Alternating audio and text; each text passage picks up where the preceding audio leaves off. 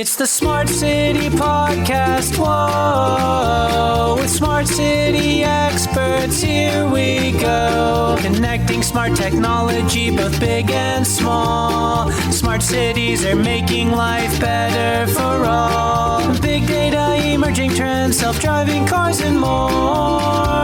The Smart City Podcast is what you're looking for. Hello, everyone, and welcome back to the Smart City Podcast. Ellen Ronalds-Keane here, producer and manager of Everything Zoe, and I'm sitting here with Zoe Ether, the host of the Smart City Podcast, because we have some changes coming up, and Zoe's going to explain them. So, Zoe, tell us about what is happening. So I've decided that we need to shift our language. So we're talking a lot about smart cities. Obviously, we're on the Smart City Podcast. But what I've realized is we're not actually talking smart cities, we're talking smart communities and smart regions. And also that the term smart city is not as inclusive as it could be, because we also want to talk to people or talk about things that are happening in our regional areas. So I want to shift my language from smart city to smart community. And under smart community, it encompasses smart city, smart town, smart region. And then extending on that, smart people, because we need smart citizens to know that they're smart citizens to enact this smart community. So the difference between a smart city and a smart community is basically that the smart community is an umbrella term and the smart city fits within that. And of course, there's going to be smart communities and smart citizens within a smart city, but there's other things as well, smart regions, smart towns that don't really come under the city. Not everybody lives in a city, right? And I think the word city can be quite polarizing in our regional areas, particularly rural and remote areas. And that doesn't mean that they can't be part of the conversation. And that's the area that I'm really passionate about. So I really need to shift my language. So we talk about that smart community, like you said, as an umbrella term. And then it works kind of in two ways. You know, you can have your smart community within Toowoomba, but then thinking a bit more broad into a smart region. So then we can talk about, say, the Darling Downs region. And so we're not working in those silos. I think smart city also can be a bit silo-y at times, like, you know, Seoul smart city, not the regional area, for example. And also, you know, smart Melbourne, smart Sydney, but actually there's a whole range of regions that encompass those cities. So I think it's important that we use both those terms, smart community and smart region, also when we're talking about smart cities, because we really need to have all those people part of the conversation, because smart cities, or like we talk about breaking down those silos, smart city itself can't work in a silo. Yeah, we can't have it excluding the very people that we want to include. So we're shifting the language to be more inclusive so that that happens. Yeah, definitely. Yeah. And what we want to do also is make sure that we're not just talking about people that are, you know, say well off in a city, for example, but people that maybe are on the fringe, you know, living in suburbs, living in regions and having a bit of a tough time. Like we want to use smart technology to help people, you know, do life better, or not do life better, but make it easier for people to get around, to connect with their fellow citizens as well as the government and those type of things. So not just looking at that people that are doing okay, making their lives better with an autonomous vehicle, for example, but actually people that now they don't have a mobility choice right now. How can we help them to kind of get that independence and mobility if that's what they want also? And that's where it comes back to the people again. You need to ask people what they actually want. You don't know what they want. Maybe they don't want that. And that's okay. But bringing it back to that community aspect so we can actually collaborate rather than starting with the technology, we need to start with the people. Yeah, I like that. So why is it important that we really focus on this shift in language and this shift towards focusing on the human? It is important to realize that, like we were already talking about, bringing it back to the people. So, and about the places we live, work and play as people. And some people might say we don't need any of this high technology and let's just, you know, the things the way we've always done them, it seemed to work in the past. But what we need to realize is that disruption is coming, change is coming, whether we are involved or not. So it's very important that we don't polarize people in this conversation, because we don't want people to get left behind. And also it's important to be part of the conversation. So then when we're talking technology, we can be informed buyers. council members can be informed buyers. Small local businesses can be informed buyers. Even the big guys can be informed buyers. So then we can actually make real change and not just invest in public Wi-Fi for the sake of it without actually using that data or, that data not being owned by the government, to make good decisions, obviously with privacy and security and all those type of things, but making sure that when we're implementing the technology, we're getting the best out of it. Again, with the human at the centre. Definitely. And I think we talked about silos before, and it's not one group, it's not one town, not one street, not one city. It's that whole region or the whole ecosystem. So when we talk smart regions, we can actually cross-pollinate across boundaries and across the different group lines. And I think that's really important as well, because when we can do that, we have a common vision. When we have a common vision, we can set desired outcomes in a meaningful way. And then we can actually engage in genuine collaboration because we have informed buyers, and we can also kind of form a united front. So when we're talking to technology providers or a consultant or whatever who's trying to sell you something, they have to convince a lot of people because we've already agreed that this is how our region is going to progress. And if a piece of technology doesn't fit within your smart region plan or within your vision, then it doesn't belong here, and that's okay. Your region might not have it, the next region might, and I think that that's really important, that just because a technology is available doesn't mean your region is ready for it yet, and that's where you really need to have a strong plan. The only way you do that is collaboration across the different disciplines and across those different borders as well. And all the different parts of the community. And I think community has a really strong connotation that it is about integration. A city, my vision of a city is a whole bunch of skyscrapers, which are individual silos in and of themselves, and you shove them together and then they're a city. Whereas a community just has the idea that inbuilt in the idea of a community is collaboration, is integration, is that inclusion piece. It's there. Yep.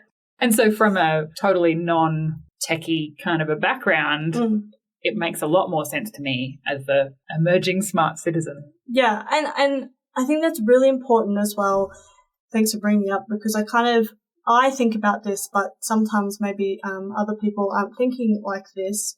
The word community automatically means people to me. It doesn't mean skyscrapers or whatever. And you can have smart communities wherever you're going, whereas a city is a very, this is Brisbane City or this is, Seoul City.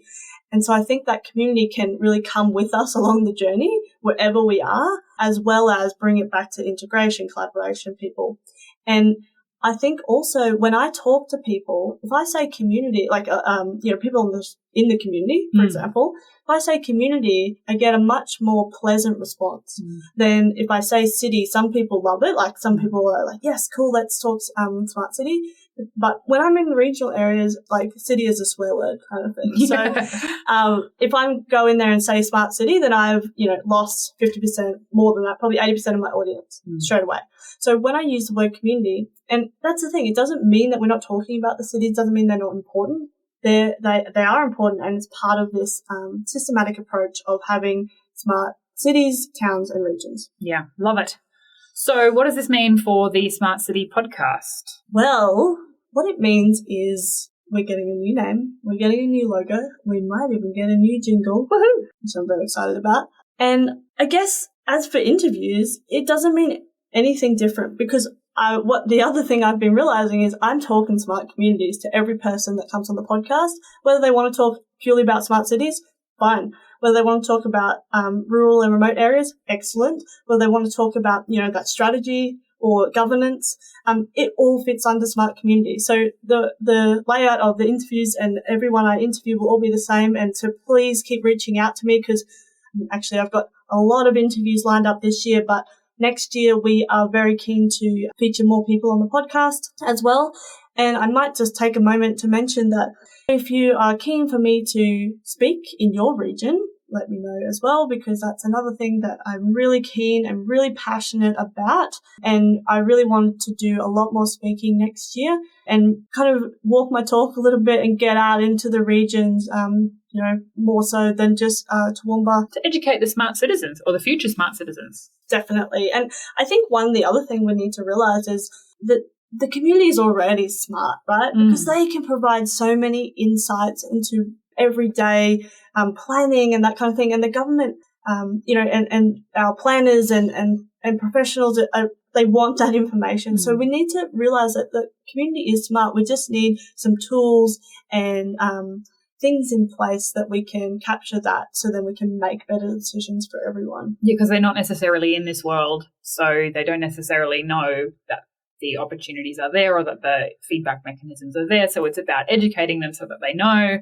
how they can contribute their smarts to their community. Exactly. And the feedback is really important, creating those feedback loops so people feel empowered to share this information, because I think it's actually going to make a difference in their community.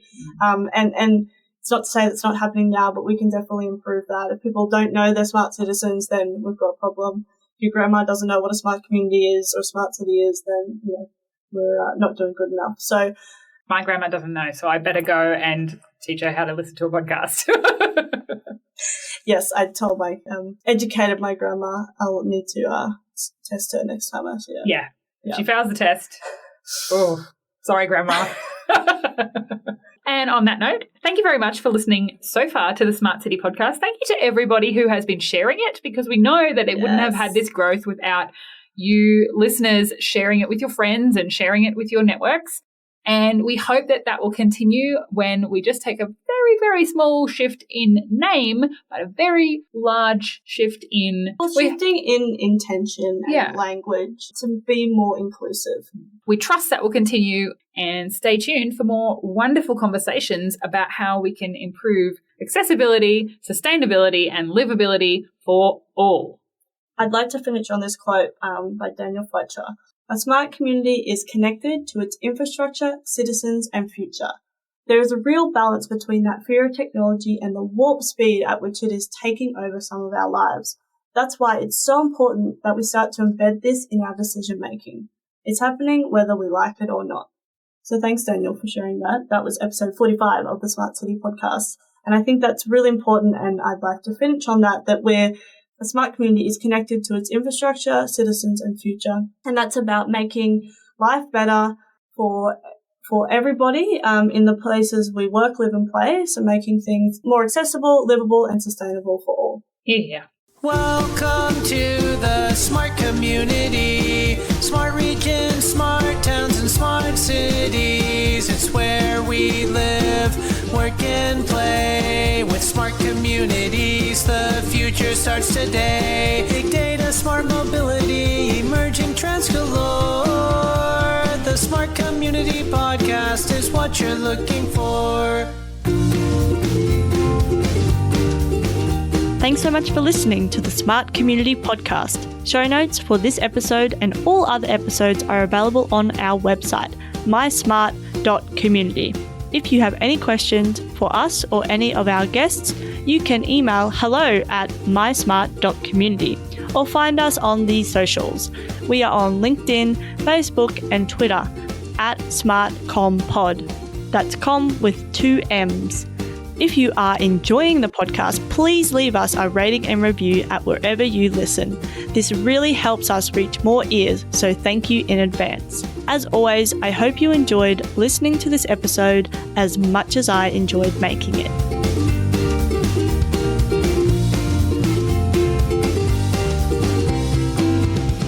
The Smart Community Podcast is what you're looking for.